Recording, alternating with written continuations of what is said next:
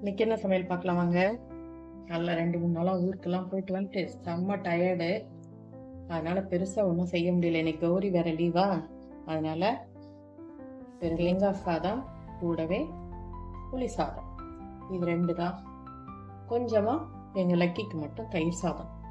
இதுக்கு தொட்டுக்க உருளைக்கிழங்கு ஃப்ரை பண்ணலான்னு இருந்தோம், பண்ண முடியல.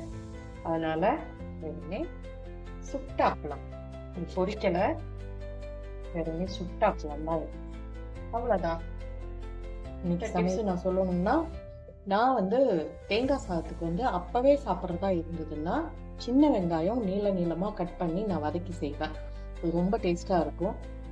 உடனுக்குடனே காலியாகிறதுனா அந்த மாதிரி செஞ்சு பாருங்கள், ரொம்ப டேஸ்ட்டாக இருக்கும். தேங்காய் நான் எப்பயும் சொல்கிற மாதிரி தான், ஃப்ரெஷ் தேங்காய், உடச்ச தேங்காயில் தேங்காய் சாதம் செய்யுங்க.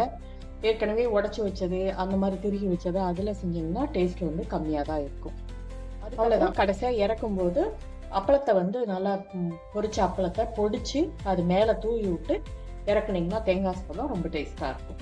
இந்த வீடியோ பிடிச்சிருந்துச்சுன்னா லைக் பண்ணுங்கள், ஷேர் பண்ணுங்கள், கமெண்ட் பண்ணுங்கள். புதுசாக பார்க்குறீங்கன்னா சப்ஸ்கிரைப் பண்ணிக்கோங்க. தேங்க்ஸ் ஃபார் வாட்சிங். பாய்.